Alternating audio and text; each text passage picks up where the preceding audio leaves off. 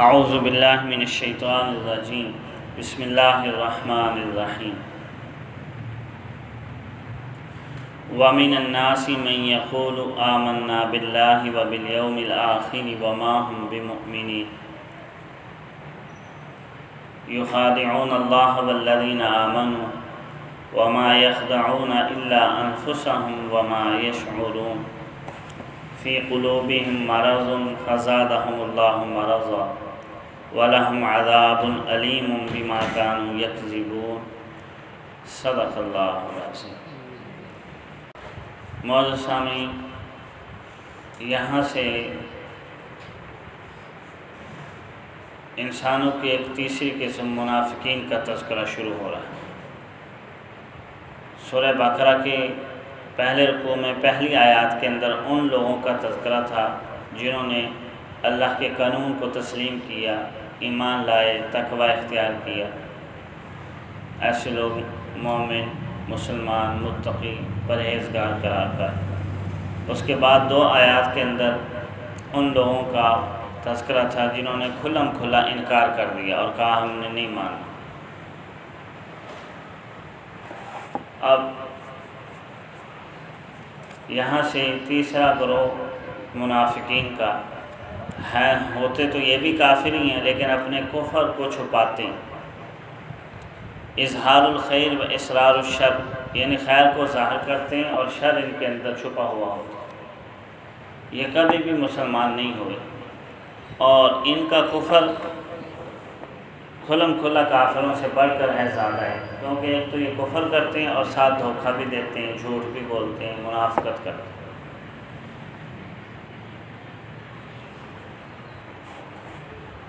منافق زیادہ تر مدینہ طیبہ کے اندر تھے۔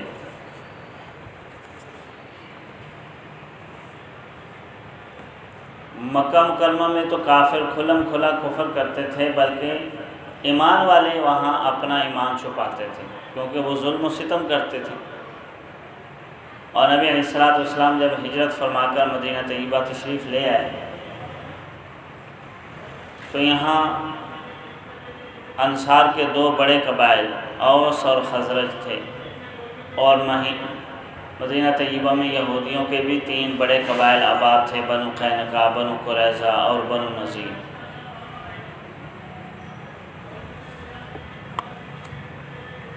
اوس اور خزرج کا جو سردار تھا عبداللہ ابن ابی ابن سلول، مدینہ طیبہ کی آبادی نے تقریباً اتفاق کر لیا تھا کہ ہم اس کو اپنا سردار بناتے ہیں، اس کی تاج پوشی کر لیتے۔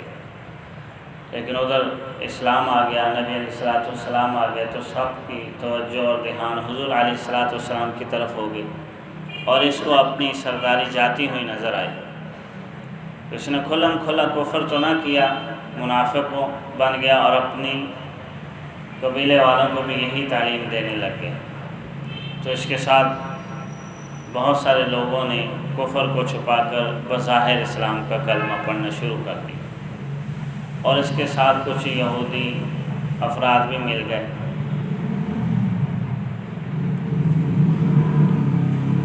بظاہر مسلمانوں کے سامنے کہتے ہیں ہم بھی تو اللہ پر اور آخرت کے دن پر ایمان رکھتے ہیں، کہ اللہ کی ذات کو تو خوب پتہ ہے کہ ایمان رکھتے ہیں یا نہیں رکھتے۔ تو اللہ رب العزت نے بیان فرما دیا کہ یہ کبھی مومن ہوئے ہی نہیں، کبھی سرے سے انہوں نے ایمان لایا ہی نہیں، یعنی دل کے اندر کبھی بھی اسلام اور ایمان کو انہوں نے قبول کیے ہی نہیں۔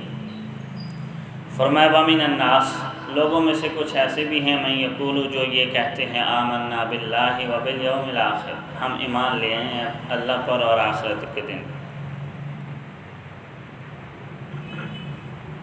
اللہ تعالیٰ فرما رہے وما ہم بمؤمنین، یہ سرے سے ایمان لائے ہی نہیں، یعنی نہ ماضی میں، نہ حال میں، نہ آئندہ مستقبل میں۔ ابھی تک تو ان کا کوئی ایمان دل کے یقین کے ساتھ کوئی اس کا اظہار نہیں ہوا، کافر تھے اور کافر ہی ہیں۔ یخادعون اللہ والذین آمنوا، اللہ کی ذات کو اور ایمان والوں کو دھوکہ دینے کی کوشش کرتے ہیں۔ اللہ کی ذات کو تو دھوکہ نہیں دیا جا سکتا، اللہ کی ذات کو سامنے تو ساری چیزیں عیاں ہیں، حقیقتیں واضح ہیں، مفسرین نے اس کا یہ مطلب بیان کیا ہے کہ اپنے زعم میں ان کا گمان یہی ہے کہ ہم اللہ کی ذات کو بھی دھوکہ دے سکتے ہیں، اور کچھ مفسرین فرماتے ہیں اللہ والوں کو دھوکہ دینا ایسی ہے جیسے اللہ کو دھوکہ دینا۔ تو یہاں اللہ کے حبیب کو دھوکہ دے رہے تھے، خالص ایمان والوں کو دھوکہ دے رہے تھے، کفر چھپا کر ایمان کا اظہار کر رہے تھے۔ تو اس کا مطلب یہی ہے کہ اللہ ہی کی ذات کے ساتھ ہی برا معاملہ کرنا، اور اس کا وبال ایسے ہی ہے جیسے انہوں نے اللہ کی ذات کے ساتھ دھوکہ کر لیا۔ تو ہما یخادعون اللہ والذین آمنوا، دھوکہ دینے کی کوشش کر رہے ہیں اللہ کی ذات کو اور ایمان والوں کو، وما یخدعون الا انفسهم، حالانکہ اپنے آپ کو ہی دھوکہ دے رہے ہیں، وما یشعرون، اور ان کو اس چیز کا شعور اور احساس تک نہیں۔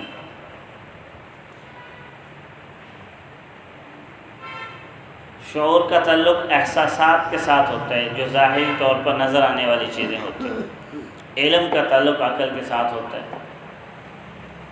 تو ہمیں ان کی حالت یہ ہو چکی ہے کہ اپنے اس دھوکے کا وبال اور نقصان اپنی آنکھوں سے دیکھتے ہیں، لیکن وہ بھی ان کو محسوس نہیں ہوتا۔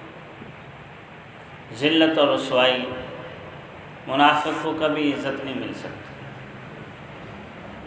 جو دو رخی کے ساتھ زندگی گزارتا، اور یہاں تو دین کا معاملہ ہے، دین میں دو رخی کہ کفر کو چھپا کر ایمان کو ظاہر کرنا، اندر کھاتے کفر کرنا، دین اسلام کے خلاف لوگوں کو ورغلانا، اور بظاہر یہ کہنا کہ ہم تو مومن ہیں۔ تو اس کا بڑا وبال ہے۔ اللہ تعالیٰ فرما رہے ہیں فی قلوبہم مرض، ان کے دل کے اندر بیماری ہے، دل کے اندر ایمان نہیں ہے، دل کے اندر اسلام اور ایمان کی روشنی نہیں ہے، بیماری ہے، بیمار ہو چکا ہے دل۔ اور بیمار کو جس طریقے سے پہچان نہیں ہوتی نا، کھٹے میٹھے کا بھی پتہ نہیں چلتا، میٹھی چیز بھی اس کو کڑوی لگتی ہے، ذائقہ اس کا ختم ہو چکا ہوتا ہے، ہمیں بالکل ان کے دلوں میں اندر بیماری ہے، کفر کی، نفاق کی، اندھیرا ہے، جہالت کا، کفر کا، ظلمت ہی ظلمت ہے، ان کو کیا پتہ، لیکن اپنے آپ کو مومن سمجھے ہوئے، حقیقت میں دل ان کے بیمار ہے۔ ایمان لاتے تو دل تو روشن ہو جاتا ہے۔ اللہ تعالیٰ فرماتے ہیں فزادہم اللہ مرضا، اللہ نے ان کا مرض مزید بڑھا دیا۔ کیسے بڑھا دیا اللہ کی ذات نے ان کا مرض؟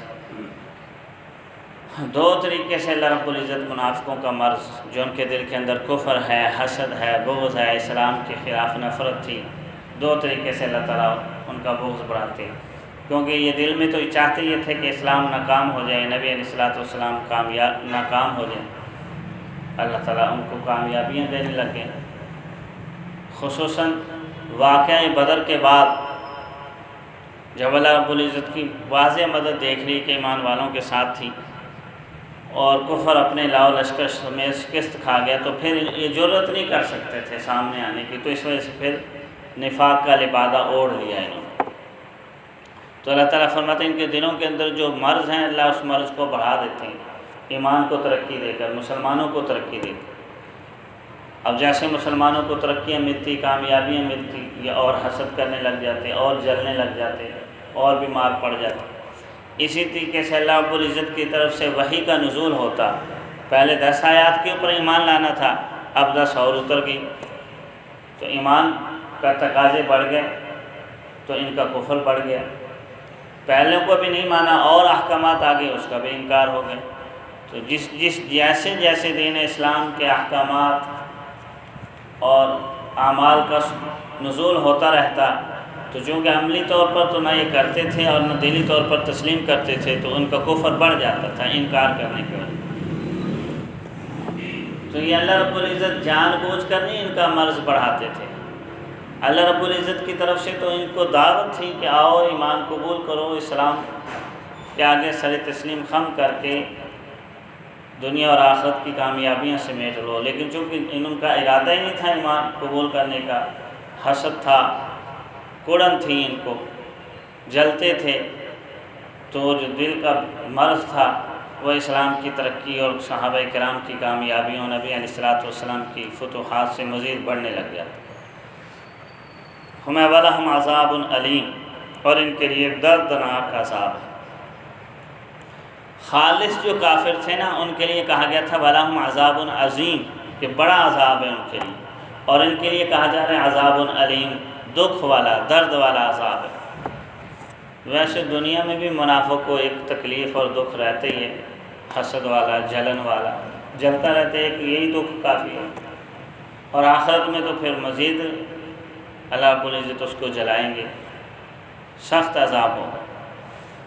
بڑا عذاب تو ان کے لیے ہے ہی ہے، کیوں کہ کفر تو تھا ہی ان کا، تو کافروں کے لیے عذاب عظیم ہے، اور اس کے ساتھ ساتھ ایک اور وصف ان کا ذکر کیا گیا کہ وہ بڑا عذاب ان کو مزید تکلیف بھی پہنچائے گا۔ شاید عام کافروں کو تکلیف کم ہو، ان کو تکلیف اس سے سب سے زیادہ ہو، کیوں؟ اس کی وجہ بھی اللہ تعالیٰ بیان کر رہے ہیں کہ بما کانوا یکذبون، اس وجہ سے کہ یہ جھوٹ بولا ہے، جھوٹا ایمان کا دعویٰ کیا۔ کفر تو تھا ہی تھا، اس کے ساتھ جھوٹ کا، دھوکے بازی کا، منافقت کا اور گناہ ساتھ کر لیا، تو جس کی وجہ سے عذاب کی تکلیف اور دکھ اور بڑھ جائے گا، اور دنیا کے اندر مزید ان کا دکھ اس طریقے سے بڑھتا ہے کہ جب انسان کسی سے حسد کرتا ہے اللہ تعالیٰ اس کو اور نواز دیتے ہیں تو یہ اور جلنے لگ جاتا ہے۔ تو ایمان اور اسلام سے چونکہ ان کو خار تھی، تو اللہ رب العزت نے تو چونکہ اپنا پیغمبر بھیجا ہی اس مقصد کے لیے تھا کہ غالب کرنا ہے، ترقیاں دینی ہے، کامیابیوں سے نوازنا ہے۔ تو جیسے جیسے مسلمان ترقی کرتے، کامیاب ہوتے، تو منافق اور جلتے اور ان کو تکالیف بڑھ جاتی۔ تو مزید ایک سب سے بڑی تکلیف ان کو یہ ہوتی تھی کہ کہیں ہمارا راز فاش نہ ہو جائے، کیونکہ وحی کا تو نزول ہو رہا ہوتا تھا۔ شروع میں کسی وقت بھی وحی کے ذریعے حضور علیہ الصلوۃ والسلام کو بتایا جا سکتا تھا، تو یہ بھی پریشانی رہتی تھی، اور جیسے چوری کرتے ہوئے اس بات کا تو اس کو ڈر رہتا ہی ہے کہ کہیں کوئی اٹھ نہ جائے، کہیں میرا راز نہ فاش ہو جائے، تو یہ مزید پریشانی ان کے لیے تھی۔ تو باہر انسان کو اپنا کردار صاف رکھنا چاہیے، یا کسی چیز کو تسلیم کرے اگر انکار کرنا ہے، انکار کر دے۔ وصفی لحاظ سے منافق کمزور ہوتا ہے، کافر بہرحال پھر بھی کچھ بہادر ہوتا ہے، سامنے آ کر مقابلہ تو کرتا ہے، یہ نہ سامنے آتے ہیں اور نہ جو ہے نا وہ تسلیم کرتے ہیں۔ اللہ رب العزت کی ذات ہمیں اپنے کردار کو مضبوط کرنے، ایمان و یقین والی زندگی نصیب فرمائے۔ وآخر دعوانا الحمدللہ رب العالمین۔